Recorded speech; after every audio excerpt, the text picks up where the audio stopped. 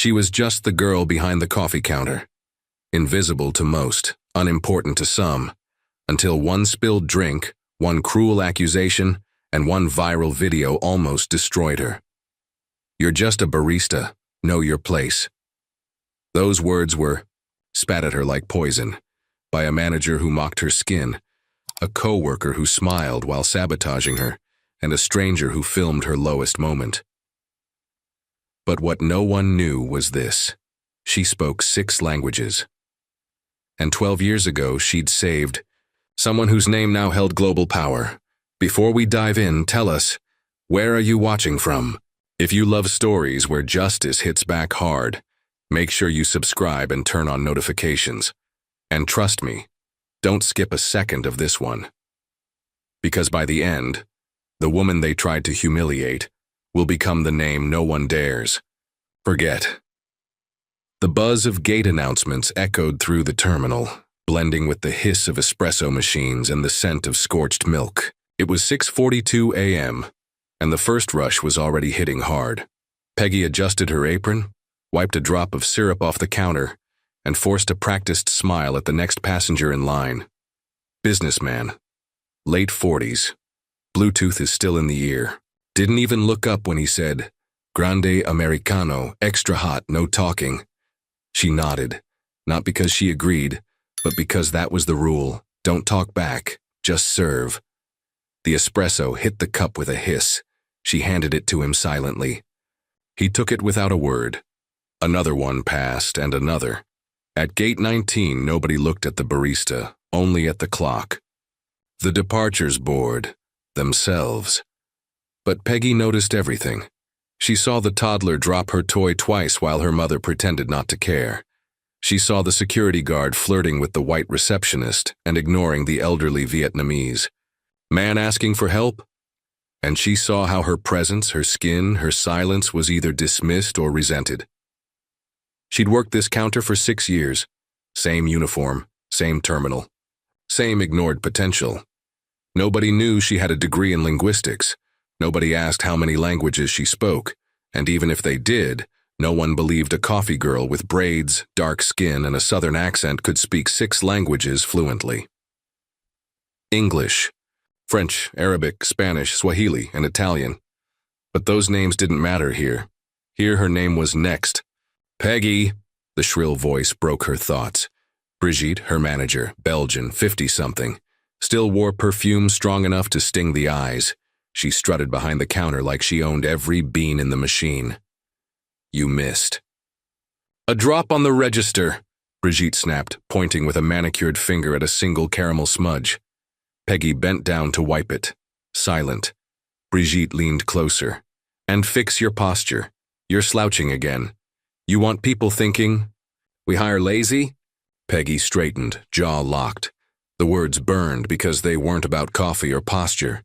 They were about everything else. Skin, class, power, and the silent rule, know your place. Brigitte lingered a second too long just to make sure Peggy felt small. Then she turned and left, clicking away in her red stilettos like a metronome of quiet cruelty. Peggy exhaled, slow, controlled. From across the concourse, her co-worker Tina waved at a security guard. Blonde, 24, fake smile, louder laugh.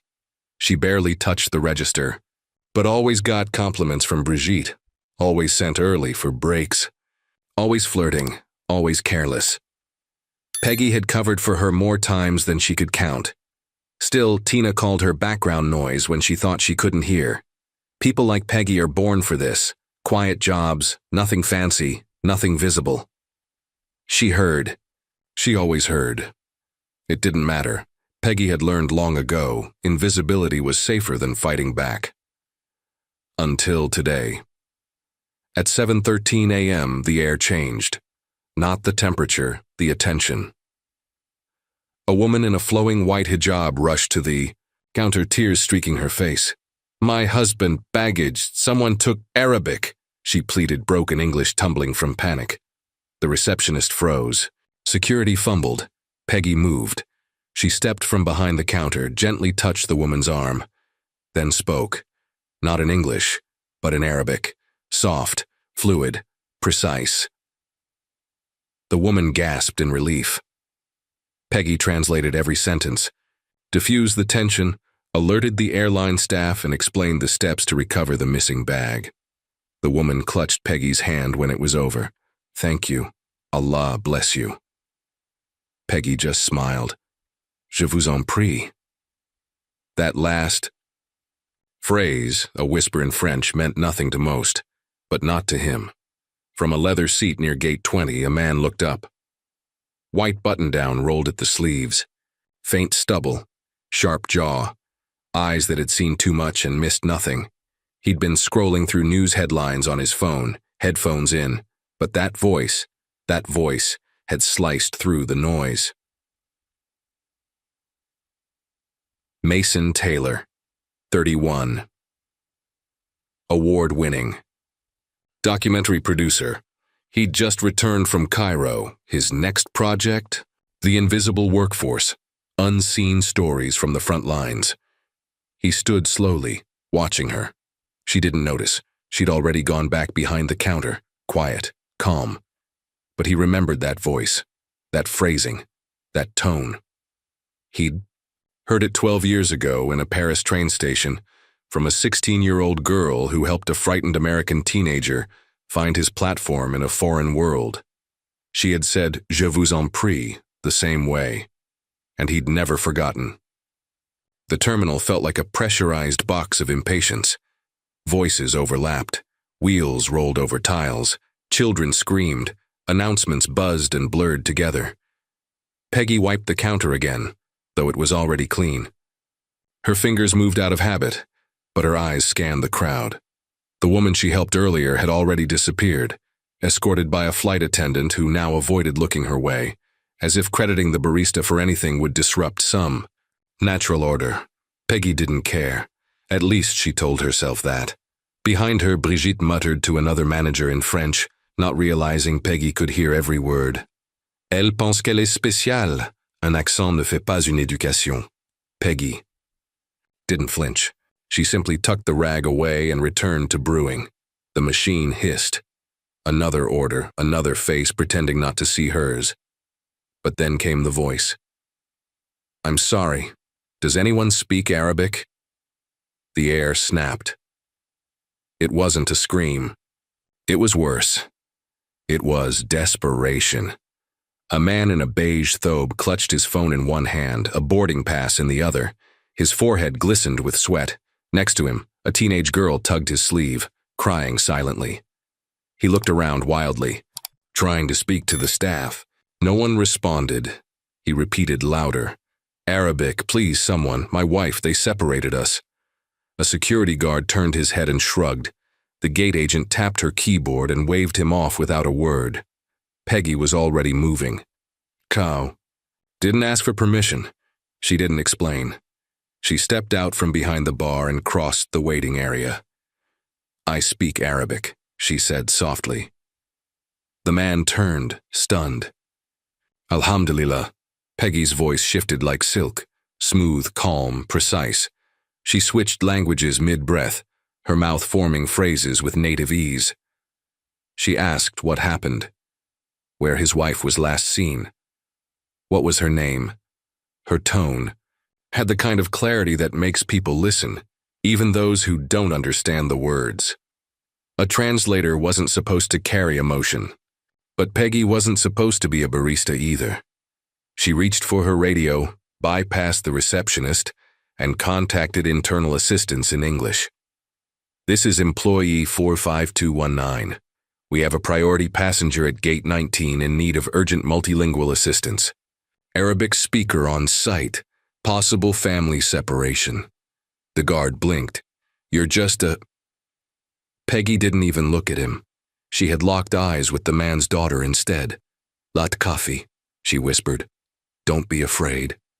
Moments later, 2 airline staff members jogged over, this time with real concern in their eyes. Peggy translated rapidly, not missing a beat. The girl's mother had been rerouted through secondary screening, a misflag in the system. It happened more than people admitted, especially with Arab names. 5 minutes later, the family was reunited. The woman burst into tears. The father kept repeating, "Shukran, shukran." Peggy nodded politely, then turned to leave. But before she could walk away, the woman grabbed her hand and kissed it. "You are the only one who saw us," she said in broken English. Peggy's smile faltered. She bowed slightly, responding gently, "Je vous en prie." 3 words, spoke with elegance, effortless French, tucked behind the curve of a farewell. From the corner of the seating lounge, Mason Taylor stood, frozen. His coffee was cold in his hand. He didn't know her name, but he knew that voice. 12 years ago, lost in Paris, afraid and alone, he'd heard that same phrase from a girl with steady eyes and calm hands. She had spoken French the same way, like it belonged to her. And now, here she was, in a coffee-stained apron, saving strangers while others stood still. He watched her walk back behind the counter, unnoticed by almost everyone, except one person. Brigitte. The manager's mouth twitched. Her eyes scanned the passengers who were still thanking Peggy. And she didn't like it. The next customer in line stepped up, a tall, white businessman in an expensive coat. "I'll have whatever that hero girl's having," he said jokingly, trying to charm the room. Brigitte swooped in before Peggy could answer. "She's not a translator," she barked. "Just a barista, please order properly." The man raised his eyebrows but complied. Still, he looked at Peggy once more, differently this time, like he was seeing something more than a name tag. Peggy said nothing, but something shifted inside her. Not defiance, not anger. Conviction. That night, in the locker room, she sat staring at her phone screen. The university email glowed faintly in the dim light. 3 years ago, she'd applied to a master's program in international communication. 3 times rejected, because her resume didn't show field experience, because she didn't have relevant exposure, because they couldn't see past the job title. She scrolled again. The rejection still sat in her inbox, unread, still stinging. She looked at her reflection in the metal locker, worn shoes, coffee-stained shirt, but steady eyes. She whispered to herself, 6 languages, 6 years, still here. What she didn't know, what she couldn't have predicted, was that Mason wasn't leaving the terminal. He had a call to make. The next morning, the air at Gate 19 felt charged. Not with excitement, but with something colder, heavier, like the pause before a storm breaks. Peggy sensed it the moment she walked in. Brigitte stood by the register, clipboard in hand, lips thin and tight. Her heels clicked across the tile. Like threats, her eyes scanned the counter, the floor, and Peggy's shoes. "You're late," she said flatly. Peggy checked her watch. 6:58 a.m. "I'm scheduled at 7. "Exactly." Brigitte turned away without waiting for a response. Behind the espresso machine, Tina leaned in with a syrup bottle and a smile that didn't quite reach her eyes. "She's in one of those moods," she whispered. "You might want to keep your head down today, Peg." Peggy didn't respond. She grabbed her apron, tied it with mechanical precision, and slipped into her usual rhythm, filling milk jugs, restocking lids, checking grinders. But she felt it. Eyes, whispered tones, the stiffness in her co-workers' shoulders. The silence that wasn't just morning fatigue, it was loaded. Something had shifted overnight. Peggy didn't know yet that a video had been uploaded around 2 a.m. 38 seconds, shaky phone camera. Title, entitled, "Barista Freaks Out at Arab Family, Gets Schooled." The footage cuts in halfway through her interaction with the family from yesterday. There was no context, no explanation, just her raising her voice, calmly, clearly, in Arabic. Then a hard cut to her walking back behind the counter. Someone had layered music underneath, added subtitles, fake ones. The Arabic was mistranslated, deliberately. The caption, "Is she radicalized?" Peggy's name wasn't tagged, But the uniforms, the signage, the gate number, it was all visible. By 6:00 a.m., the clip had been shared on a dozen Twitter accounts and a travel blog with over 200,000 followers. By 7:10, Brigitte had seen it. Peggy didn't know that. Not yet. She was just trying to steam milk without shaking. It was Tina who started it. She walked past Peggy carrying a tray of espresso shots for Gate 20's lounge order. Her hip clipped the edge of a crate of flavored syrups. One bottle. Wobbled. Then another. Peggy lunged forward, catching the first, but the second hazelnut spun off the edge and exploded. It splattered across the marble, across Tina's tray, across the $900 leather duffel bag of the man standing next to the counter. He gasped. Tina froze. Peggy blinked. "I'm so sorry, sir." "She did it." Tina cut in, voice loud. "She pushed the tray." The man turned sharply. "Seriously?"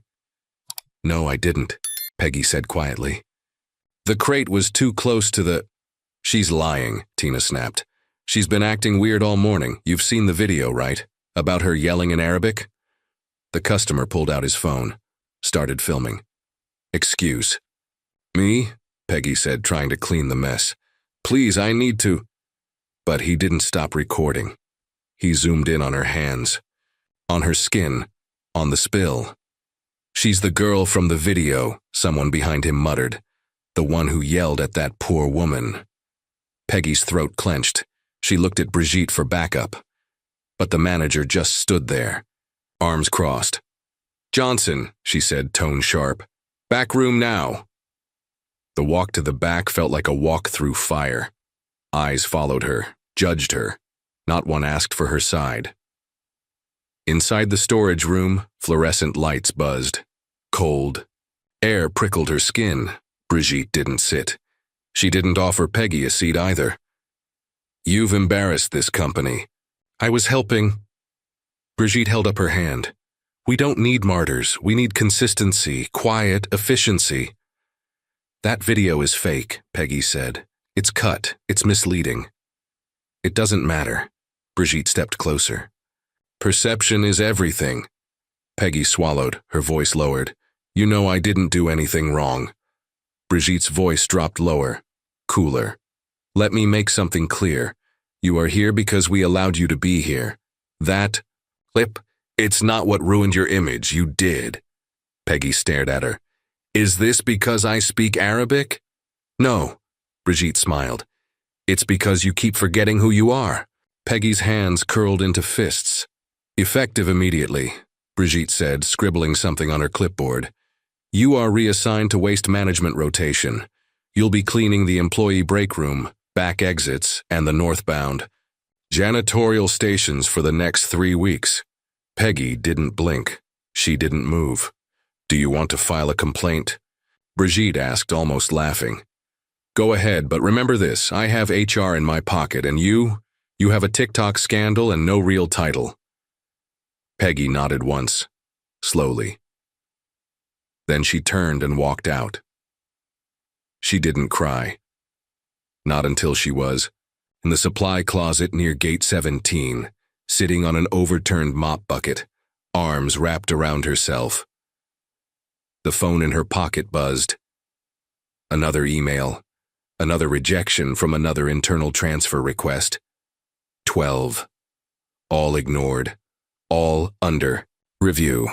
All forgotten. She opened the old folder in her gallery, the one labeled Proof, photos of her degree from Howard, letters of recommendation, international certifications, a picture of her and Sophie, the day Peggy walked out of college, to care for her sister. She looked at her reflection in the phone screen, and then she pressed record, not for TikTok, not for rage, but for memory. "My name is Peggy Johnson," she said, voice shaking but clear. "I speak 6 languages. I've worked at this airport for 6 years, and today I was punished for helping someone in need." She paused. "I won't disappear, not again." The mop bucket creaked beneath her as she leaned back against the wall. Her voice had been steady, but now the silence crashed over her like a wave. She pulled out her phone again, Not for the email. Not for another application, but for the photo hidden deep in an old folder. Sophie, 10 years old, sitting in a hospital bed with a brace strapped to her spine, smiling like she didn't know the world had tilted against her. Peggy exhaled, slowly, the kind that comes from remembering a different life. Back then she wasn't a barista. She was a scholar, Dean's List every semester, double major, linguistics and international relations. She had a scholarship, a mentor, and an internship lined up with the State Department. Until one phone call shattered it all. Sophie's accident changed everything. Their aunt couldn't take her. Their mother had passed. It was Peggy or no. So she walked into her advisor's office that fall and said, "I need to withdraw." No tears, just a simple decision. "You're too gifted to throw it away," the advisor pleaded. She didn't. She just postponed her dreams. But the world didn't wait.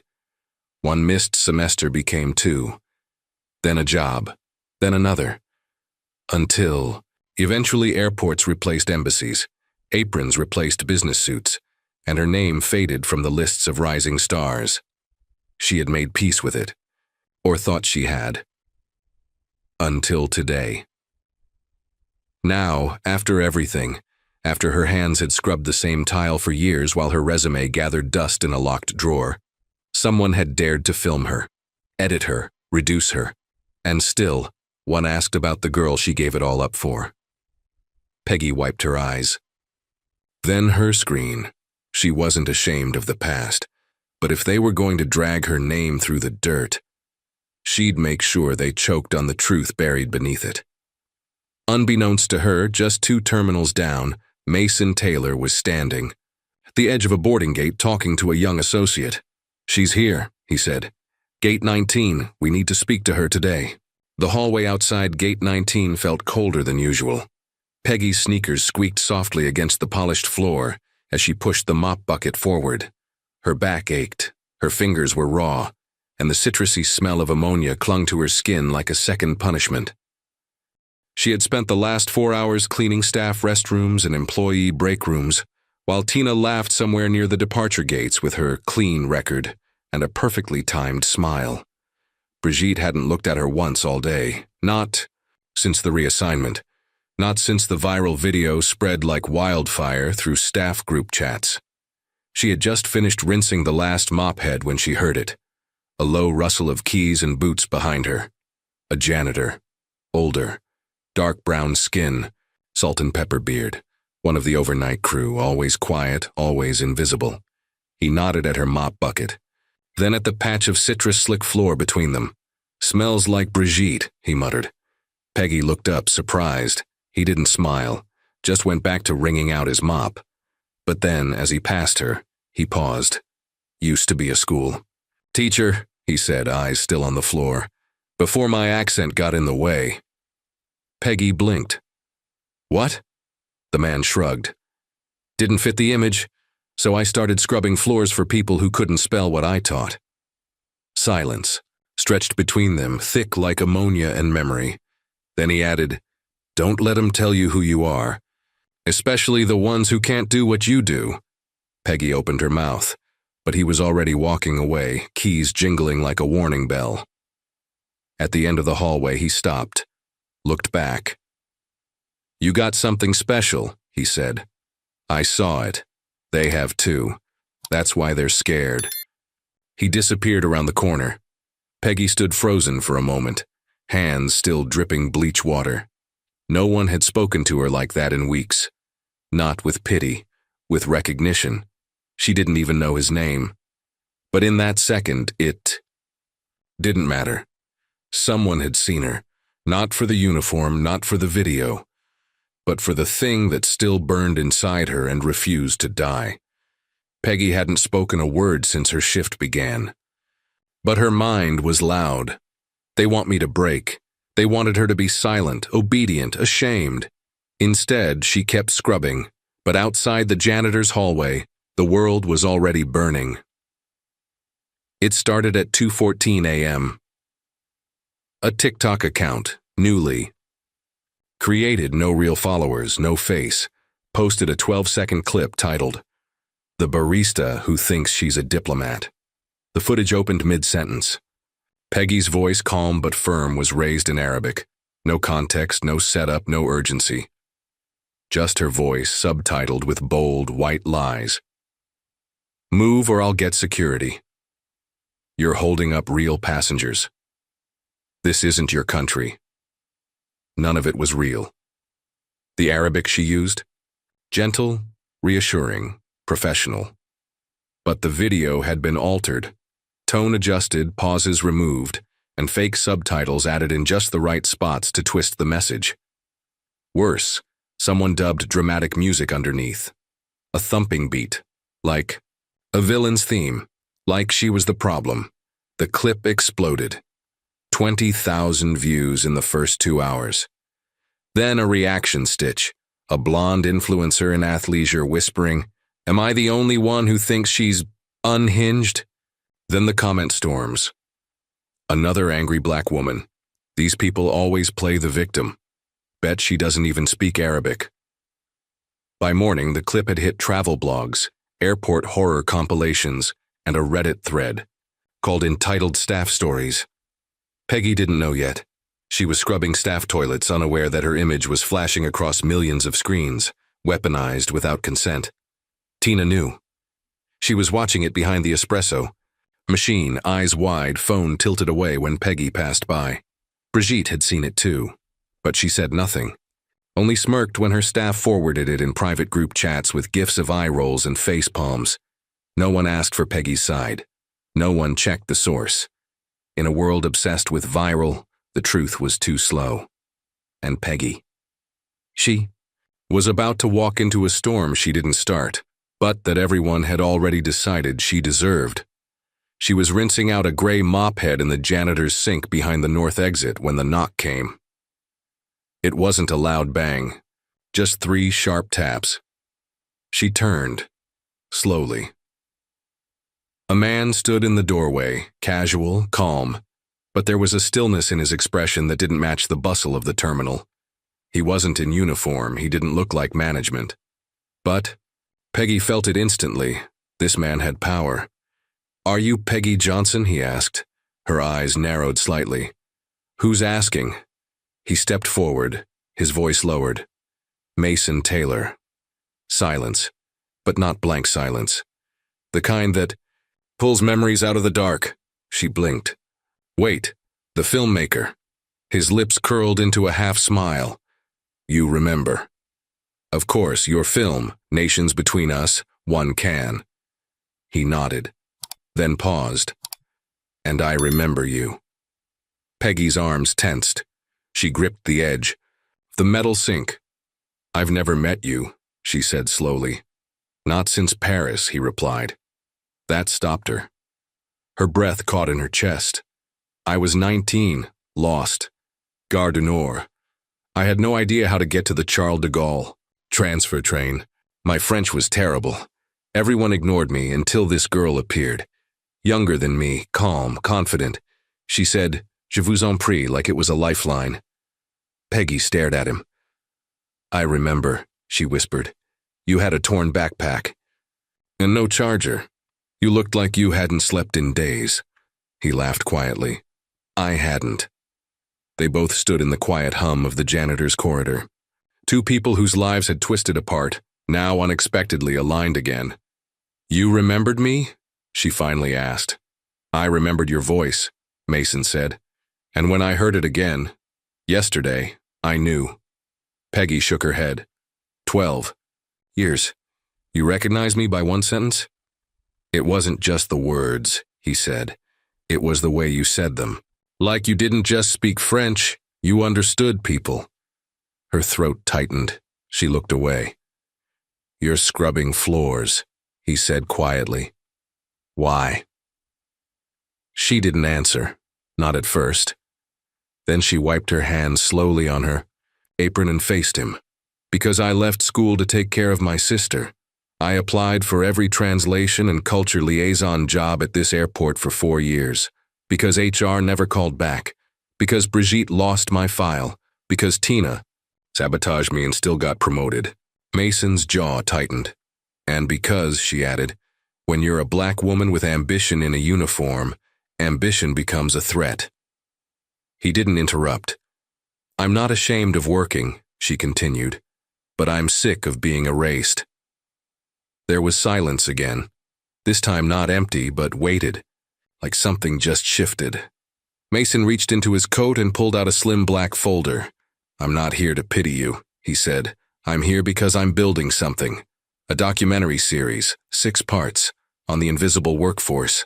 In America, people like you, multilingual, brilliant, overlooked. He handed her the folder. Inside was a project proposal, a film crew itinerary, and a single line under potential cultural consultant, Peggy Johnson. She looked up, startled. You already put my name here? He shrugged.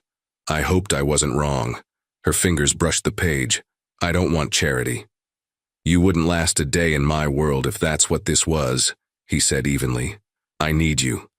Because you're better at this than anyone I've met. Because yesterday, you translated a human crisis in seconds. And because I think you deserve the mic for once. Peggy exhaled slowly. Her voice cracked. I don't even know if I still belong in that world. Mason leaned forward. Then let me remind you. Just then, footsteps echoed behind. Them. Bridget. She froze at the sight. Her face went pale.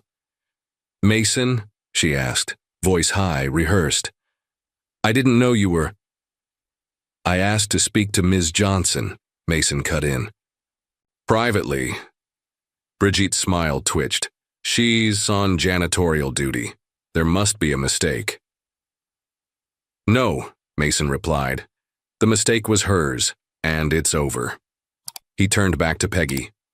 If you want in, you have 48 hours. We fly to D.C. on Thursday. You'll be consulting and co-directing. Co-directing?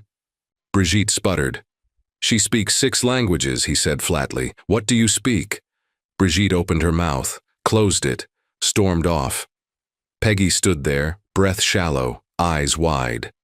Mason offered one final word. Say yes, and say it loud. Then he turned and walked out. She stood there long after the door closed, her fingers still holding the folder, her heart pounding like it wanted to scream. But her voice stayed low, steady. Je vous en prie, she whispered again. This time to herself. The conference room on level 3 wasn't grand, but it smelled like power. It was the kind of space where deals were made in whispers and reputations were destroyed in seconds. Floor-to-ceiling windows overlooked the tarmac, the hum of distant jet engines underscoring every word said inside. Peggy had never stepped foot in this part of the airport. Now she stood at the center of it. Not in her apron, not with a mop, but in a pressed navy blouse, slacks that didn't smell like bleach, and a lanyard that read, Cultural Consultant, Documentary Access Level 3. She held the folder Mason had given her, tight, like armor. Across from her sat 6 people, producers, coordinators, brand reps, most of them white, most of them not looking at her for more than 2 seconds at a time. All except one, Celeste. Legs crossed, hair smooth, blazer sharper than the tension in the room. She was the brand director of the series, and Mason's ex. She tilted her head, smiling like a cat who smelled blood. I must have missed the memo, Celeste said coolly, flipping through papers. We're taking on interns now? The room chuckled lightly. Peggy didn't. She placed the folder on the table, opened it. Quiet, intentional. No, she said. I'm here because Mason requested a cultural advisor with direct multilingual field experience. 6 years working in an international transit zone. 6 languages. 0 tolerance for PR disasters caused by bad translation. Celeste blinked. A beat passed. Then she smiled wider. Of course. I'm sure you've done some fascinating latte art in your time. Peggy's jaw tightened. Mason walked in just then. He didn't speak. didn't sit. He just looked around and said, "Begin." One producer cleared his throat. "We're building episode 2 around themes of miscommunication in transit. Hubs. The goal is to capture real human moments, high stress, cross-cultural, vulnerable." He paused, glancing at Peggy. "Which is why we appreciate your insights." Peggy nodded, calm. "Then may I ask, who's reviewing your translations for the Arabic segments?" Celeste lifted a hand. "We've already contracted a vendor." Peggy turned the page in her folder, pulled out a copy of the draft script. Highlighted in red were phrases mistranslated from English, some dangerously so. "This line," she said, pointing, "translates in dialect as you. People cause delay. In certain regions it reads as a racial slur." Silence. Another page flipped. "This phrase implies the passenger is not intelligent enough to read instructions, which violates ADA standards and basic human decency." Mason didn't. Blink. Celeste shifted in her chair. "I'm sure that's subjective," she said tightly. "I confirmed with 2 regional experts," Peggy replied, "and ran the phrases through 3 cultural vetting systems." She looked up, met every eye in the room. "I'm not here to be nice, I'm here to keep this project from collapsing on its ego." A long pause. Then Mason spoke. "Keep her on everything from this point forward." Celeste's voice sliced in. "With all due respect, Mason." "No," he said firm. "You're the one who pushed the vendor. You're the one who greenlit the copy. She's the one who just saved us from offending half a continent." Peggy stood still, not triumphant, not smug, just grounded. Because this wasn't luck.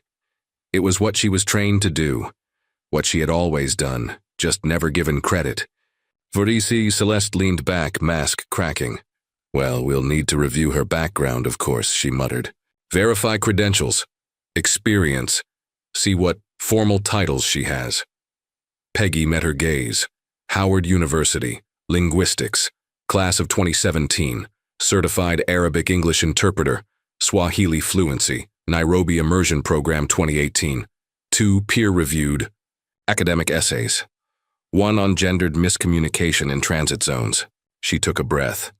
"And 1 on how qualified Black women are systematically denied positions in cross-cultural institutions, despite outperforming peers in live simulations." The room went still. Mason leaned forward, almost smiling. "Anyone else want to test her credentials?" But outside the boardroom, someone was already laying the next trap. Celeste sat in her glass office, phone pressed to her ear, voice a silk thread pulled taut. "No, don't post it under the company account. Use the side blog, the one for industry gossip." She paused.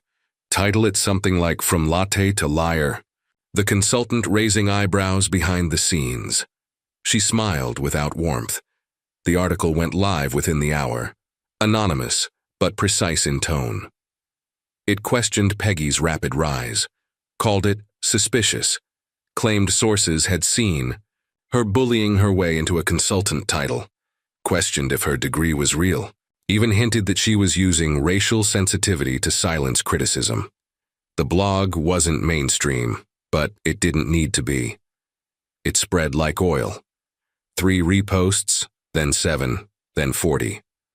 By the next morning, Mason's inbox was full of half-concerned, half-panicked messages from sponsors. But Peggy, she walked into the glass atrium like the ground wasn't shifting beneath her. Mason met her in the elevator, showed her the article. For 1 second, her eyes narrowed.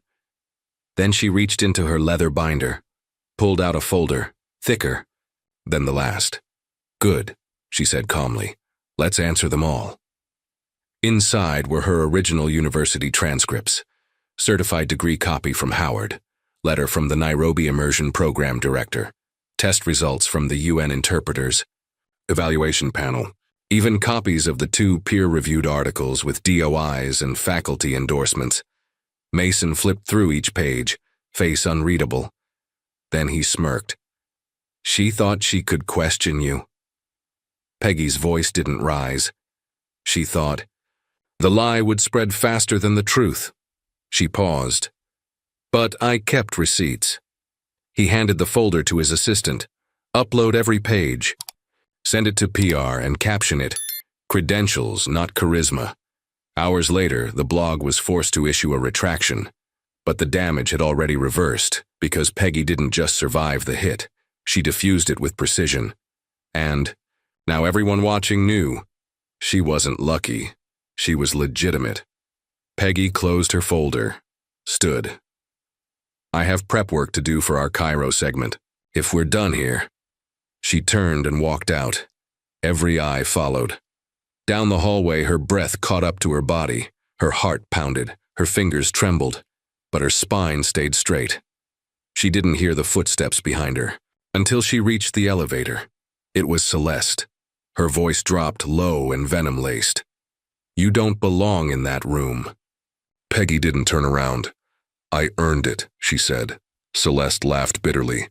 "You're still just a charity case in new clothes. He'll get bored, or you'll slip. And when you do, I'll be right there." Peggy faced her, calm. "Steady. Then I won't slip," she said.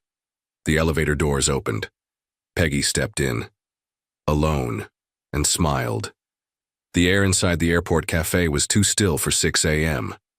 Peggy could feel it even before she pushed open the side door marked "Staff only." A strange hush hovered above the regular clatter. Baristas whispered behind the counter. One cashier avoided her eyes altogether.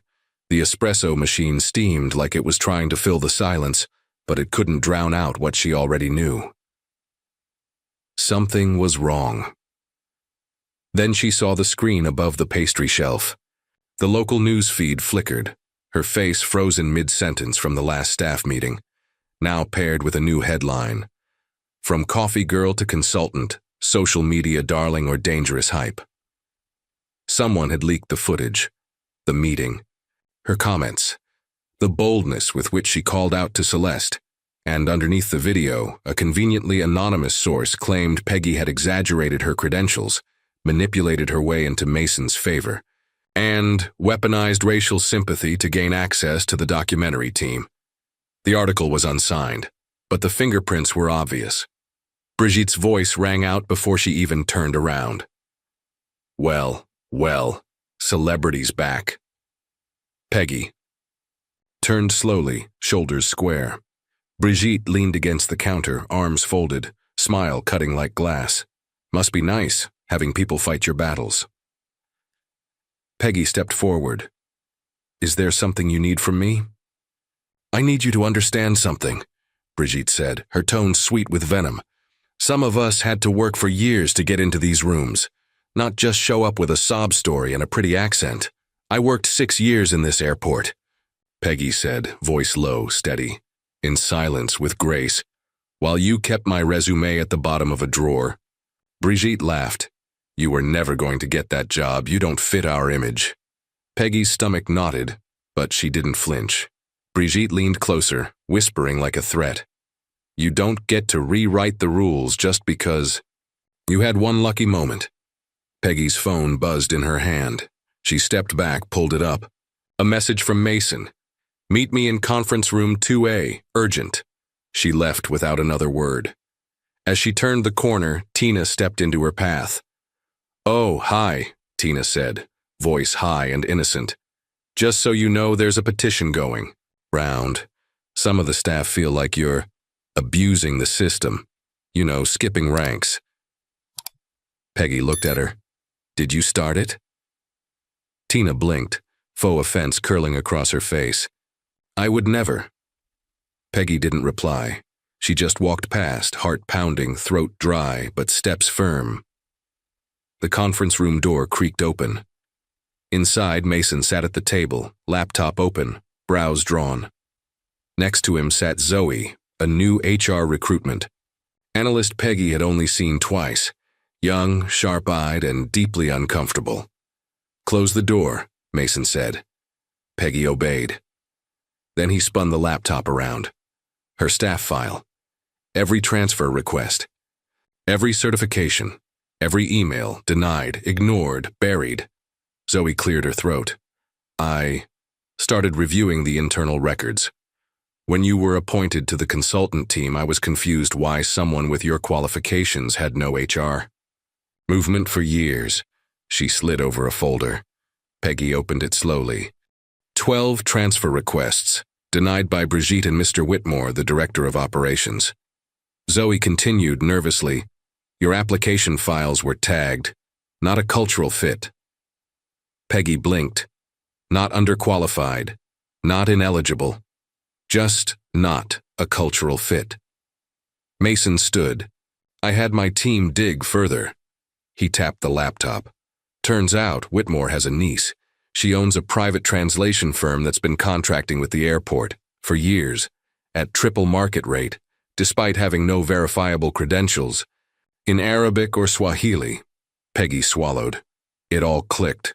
The failed translations, the fake certification, the contracts. Mason's voice sharpened. You were blocked, not ignored, strategically silenced. Peggy stared at the folder on the table, but her mind wasn't in the room anymore. It was 3 years ago. A rainy Thursday. She'd just finished a night shift, hands raw from bleach, voice hoarse from calling names no one heard. She remembered sitting in the staff hallway, filling out another online application with trembling fingers. It was a long shot, but the firm looked promising. Whitbridge Global Translations. They had contracts across 3 terminals and promised multilingual advancement. Sounded real, solid, like a door opening. She'd written the perfect cover letter. Attached are all certifications, double-checked grammar 5 times, and 2 days later the response came. Cold, precise, dismissive. Thank you for applying. Unfortunately, we are pursuing candidates whose tone aligns more closely with our brand identity. 1 line below. Your assertiveness may be better suited for other professional environments. She remembered staring at those words until they blurred. She'd asked herself if she sounded too confident, if she had softened her language, played humbly, erased herself a little. Now the truth snapped into place. That rejection hadn't come from an algorithm. It came from a gatekeeper, Whitmore's niece, a woman who ran a firm with no real fluency in Arabic or Swahili, but charged triple to fake it. The same woman who probably skimmed her resume and laughed. Peggy's knuckles whitened.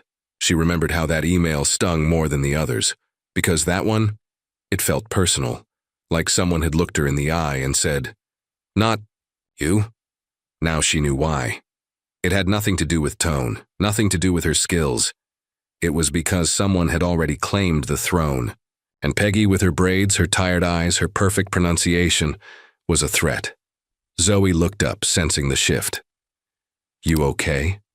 she asked softly. Peggy closed the file. "No," she said, "but I see it now." Her voice was flat, clear. "Not broken, just ready." Zoe nodded. "And the news article this morning, it was submitted through an encrypted proxy, but our security team traced the metadata, uploaded from a terminal, in the staff lounge." Peggy closed her eyes. Tina, Brigitte, and, behind them, Whitmore. Mason sat again. "This isn't just office politics, it's systemic suppression, and it's about to explode." Peggy stared at the file in her hands. She didn't feel angry. She felt ready. "What do we do?" she asked. "We start with this," Mason said. "Tomorrow you're leading the welcome session for the incoming Middle Eastern delegation. You'll speak, publicly. We'll broadcast it to the press. The original translator, removed. You're in." Peggy's hands trembled. "I'm not asking if you're nervous," Mason added. "I'm asking if you're ready to burn the whole thing down if they try to stop you." Peggy looked up. "I've been burning quietly for years," she said. "Let them feel the fire now." The sky outside the international terminal was still dark when Peggy stepped through the sliding glass doors. Inside, the lights were blinding. Everything gleamed. Polished marble, silver-framed security, gates, digital banners welcoming delegates in Arabic, English, and Chinese, cameras, flags, and eyes. Too many eyes. She adjusted the wireless earpiece in her right ear and clutched the folder tighter against her chest. This wasn't the staff corridor anymore. This was the VIP wing, the place she used to mop, scrub, and clean in silence while others drank champagne. Now she stood at the edge of the media zone, badge around her neck, ready to speak to a room full of international officials, journalists, airport executives, and enemies waiting for her to choke. Tina hovered by the coffee table, pretending to adjust pastries. Brigitte stood stiffly by the corner doors, arms crossed, lips a tight line. Celeste wasn't present, but her fingerprints were everywhere, from the cold stares to the overly rehearsed seating arrangements. Peggy took a breath. Mason approached from behind, placing a calm hand on her shoulder. "You good?" She didn't nod. She just said, "Let's begin." The host, an assistant PR officer, stepped up to the podium. "We'd like to welcome our guests to today's international welcome briefing for the Cairo-New York Transit Corridor collaboration. And now we'll begin with a statement from our lead cultural consultant and language advisor, Ms. Peggy Johnson." The applause was polite, thin, but Peggy heard the silence underneath it. She stepped up. One step, another. Each click of her heel echoed like a challenge. The lights were too bright, the Ruiz M too cold, but her voice, when it came, was warm. "Good morning," she said into the mic. "Before I speak in English, allow me to greet our guests properly." And then she shifted. Arabic flowed from her lips like a river, fluent, full, formal, no accent, no hesitation. Eyes widened. A few guests tilted their heads, surprised, delighted. Then she changed. French, then Swahili. 3 languages. Under 60 seconds. No stumbles, no notes. She wasn't just translating. She was communicating, mediating, building trust. When she returned to English, the room was no longer waiting for her to fail. It was leaning in. Language is not just words, she said clearly. It's identity. Misused, it can offend. Ignored, it can erase people, but when used with care, it can build bridges where there were only walls. A man in the front row, tall, suited with a diplomatic badge, nodded slowly. Peggy turned. The page in her folder. Unfortunately, the initial briefing materials for this event included multiple errors. One phrase implied that Middle Eastern passengers were more likely to misunderstand gate instructions, an implication rooted not in fact, but in prejudice. A ripple moved through the crowd. Brigitte shifted in the back. Tina's face stiffened. Peggy held her gaze forward. These translations came from an external firm, a vendor approved without verification. Their errors could have caused diplomatic strain, but they were corrected, quietly, by me. She let the words land. No boasting, just a fact. She didn't need to shout. The truth was loud enough. Cameras. Clicked. A few journalists leaned closer, scribbling notes. Peggy closed the folder. Respect begins with recognition. So let this be a new standard, not just for this terminal, but for every place where silence once buried skill. Then she stepped back. Applause didn't explode. It rose. Gradually, genuinely. Even the diplomatic official stood to clap. Mason nodded once from the back. Peggy returned to her seat as her legs trembled, not with fear, but with adrenaline. The kind that rises not when you run, but when you stand still and refuse to move for anyone. She had barely sat down when the Arab delegate walked over. "You speak like my daughter," he said in Arabic. She was told to become quieter. "You reminded me why she shouldn't." Peggy smiled. "Then tell her to speak louder." Brigitte didn't approach. She left the room before the questions began. But Tina stayed, hovered, watching, and when the crowd thinned, she slithered close, voice syrupy sweet. "Well done," she said. "But just remember, it only takes one mistake." Peggy turned to face her, voice steady. "Then don't stand so close, you might be the one who makes it." Tina blinked. Peggy walked away. Later that night, in a corner office Mason had arranged for her temporary use, Peggy sat with her shoes off, her jacket folded neatly, and her laptop open. Her inbox was filling. Messages from embassies, translators, airport staff in other cities. Black women she didn't know saying, "I saw you speak. You sounded like me." She didn't cry, but she let her breath out slowly and whispered, "You saw me." A knock came. Zoe from HR peeked in, eyes wide. "I thought you'd want to. See this." She handed Peggy a document, records from the old vendor, inflated invoices, duplicate charges, a list of staff emails who flagged them. Every one of them, ignored or reassigned. "I'm not the only one," Peggy said softly. "No," Zoe replied. "You're just the first who refused to shut up." Peggy smiled faintly. That night she closed her laptop and stared out at the runway lights blinking in the distance. Her voice had always been sharp, but now it echoed. And people finally listened. Gate A had never seen this many people. Executives, translators, staff from every wing of the terminal, representatives from partner airlines, foreign delegates in tailored suits, and press, plenty of press. But none of them knew what was about to happen. Peggy stood just off stage, behind the curtain of a temporary backdrop branded with the airport's global outreach logo.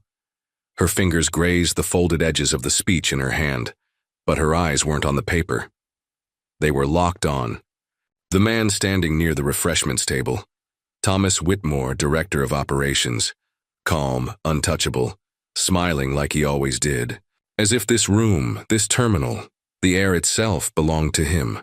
Peggy had seen that smile before, when he shook hands with donors, when he nodded politely during cultural briefings. He never cared about it. And when he quietly stamped, denied. On her transfer forms, 12 times, Zoe appeared beside her. Breathe quickly, voice low. "He's here. Mason's prepping the media team, and he's bringing the board." Peggy's heart skipped once, not in fear, in certainty. Today wouldn't end with applause. It would end with truth. Across the terminal, Brigitte paced near a side pillar. She hadn't made eye contact with Peggy since the event started, but her posture said everything. Stiff, braced. She knew. The moment came fast. Mason stepped onto the small stage and tapped the mic. "Thank you for joining us today. I'll keep this brief. This week, our airport hosted a delegation of international partners to reimagine how we handle cultural translation, guest treatment, and multilingual support. It's a conversation long overdue." He paused. Unfortunately, behind that delay was a wall. One built not from language barriers but internal ones. Barriers that buried qualified talent, overpaid unqualified vendors, and silenced those who spoke up. The room tensed. Peggy stepped forward. She didn't need the speech. Her voice, steady, cut through the silence. "My name is Peggy Johnson. 6 years ago, I was hired here as a barista. Not because I couldn't do more, but because someone decided that's all I was allowed to be." She glanced at Whitmore. He smiled tighter. "I applied 12 times for roles in cultural coordination. My credentials were stronger than most applicants, but every time I was rejected, without explanation." Peggy opened the folder. In this file are the reasons listed. Not a cultural fit. Lacks visibility. No formal recommendation. All signed by Director Whitmore. Murmurs. Flashbulbs popped. She held up another document. "Here is a list of translation contracts awarded to a firm owned by his niece. Triple market rate, no language certification. And every one of those contracts included errors. Errors that nearly derailed an international partnership." Whitmore stepped forward. "This is slander," he barked. Mason didn't flinch. "We traced the payments, we traced the emails. We traced the fake certification she submitted." Zoe stepped up beside Peggy, and we found dozens of suppressed transfer applications, not just from Ms. Johnson, but from others, mostly black, mostly women, all qualified. The room erupted. Peggy didn't move. She looked at Brigitte now. And as for my manager, she buried every document I submitted, until I was scrubbing floors while teaching myself to keep smiling. Brigitte's voice cracked. She wasn't the only one. There were rules. No, Peggy said. There was racism. There was fear, and there was convenience. A beat passed. Then Mason turned to the crowd. As of this morning, Mr. Whitmore is suspended pending termination. Ms. Brigitte Duval has been removed from all personnel oversight and placed under internal review. Security guards stepped forward. Whitmore's smile collapsed into disbelief. You can't, he started. You did it to yourself, Mason said flatly. As they escorted him out, Brigitte followed, pale and trembling. But the room wasn't finished. Because something was happening. The back of the audience shifted. People in staff uniforms were stepping forward. Janitors, baggage handlers, cafeteria workers, maintenance techs. They weren't speaking, but they clapped, slow, heavy, loud, the kind of applause that came from people who never expected to be seen. Peggy swallowed hard, her voice just a whisper. Now. We're not asking for power, just recognition. Mason turned back to the mic. And starting today, that recognition becomes policy. Every hiring and promotion over the last 5 years will be audited. Every qualified employee buried in the system will be reviewed, and we will never again allow brilliance to be hidden behind aprons and silence. More applause. Some loud, some theory, but all honest. Later, as the crowd dispersed, Peggy sat on a bench near Gate A, shoes off, shoulders loose. For the first time in a long time, she wasn't performing. She just was. Zoe sat beside her. You did it, she said softly. Peggy looked out at the gate doors. No, she replied. We did. Behind them, the airport buzzed like it always had. But something fundamental had shifted. For everyone watching. For everyone who had ever been told to stay in their place. That place had moved. Because someone refused to stay quiet. The office smelled like new paint and roasted coffee. Sunlight poured through the wide glass window, catching the gold lettering on the door. Peggy Johnson, Director of Multicultural Communications. Peggy stood inside alone, barefoot, her heels neatly placed under the desk. The silence wasn't heavy. It was earned. Earned in scraped knees, sleepless nights, and words finally spoken.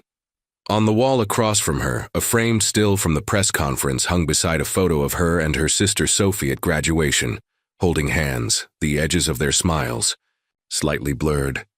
She glanced down at the screen of her laptop. Dozens of unopened emails, offers, invitations, speaking requests. 2 universities had already reached out for guest lecturing, and 1 envelope from Cairo, handwritten, sat unopened on her desk. She didn't reach for it yet. Instead, she turned toward the door as a familiar knock sounded. Zoe stepped in, eyes bright. Everyone's waiting in the conference room. Peggy smiled. How's the final edit? Zoe handed her a flash drive. Stunning, honest, painful, and still hopeful. They walked together down the now familiar corridor of the terminal's executive wing. The same halls where whispers once followed Peggy's every step now echoed with open greetings. In the conference room, Mason stood at the head of the table. Around him were senior board members, department leads, and, at the back, staff from every level, janitors, baristas, technicians, no longer silent. Mason gave a nod, and the room dimmed. The screen behind him flickered to life. The documentary opened not with narration but with Peggy's voice. I was never invisible. They just refused to look. Images rolled. Peggy was speaking Arabic to the panicked father. Tina glanced smugly as coffee spilled. Brigitte looked down at a clipboard while Peggy cleaned the floor. A montage of rejected applications. A freeze. Frame on the line. Not a cultural fit. Then came the reversal. The gate a speech. The delegates rose in applause.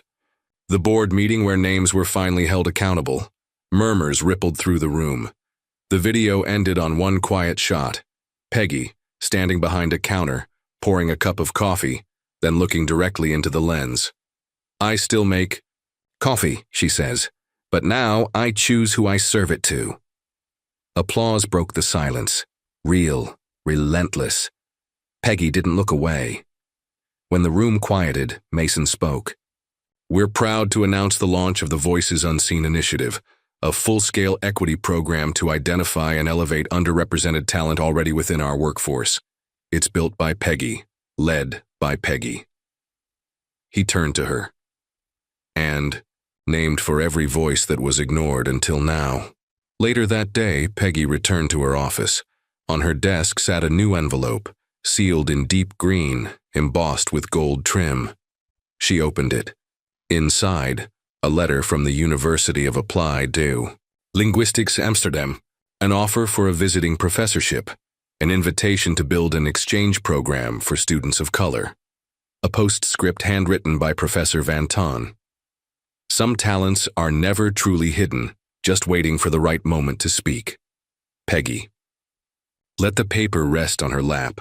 She thought about the mop handle she once held, the names she memorized while sweeping, the coffee spills, the bitter stares. She rose. She walked back into the terminal. Gate 19 was still there, smelled the same grind of wheels on tile, same buzz of voices. But something was different. People noticed her now. Not because of a scandal, not out of pity, but because her story had cracked the glass. Behind the barista counter, a new girl worked. Young, dark-skinned, nervous. She fumbled with a cup, cheeks flushing. Peggy stepped beside her. Relax, she said gently. Take a breath, then try again. The girl did. The coffee landed just right. What's your name? Peggy asked. Jasmine, she whispered. Do you speak any languages? The girl paused. French, a little Japanese. Peggy smiled. Don't ever hide that. A woman walked up, tourist badge clipped to her bag. Excuse me, she asked, eyeing Peggy. You're the one from the video, right? Peggy nodded.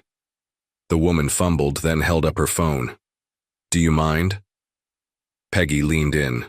Only if you tag the coffee girl behind me, too. She's next. The woman smiled, snapped the picture.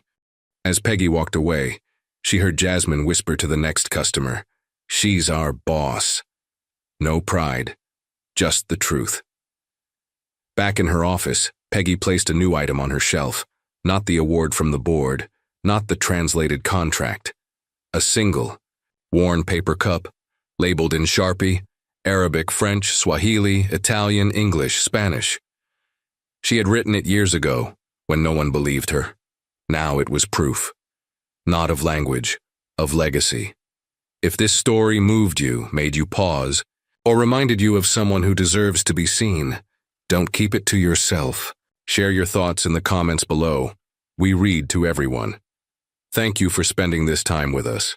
We'll be back soon with another true-to-life journey that proves dignity, courage, and quiet strength always find their way to the light. Until then, stay bold, stay kind, and never forget, your voice matters.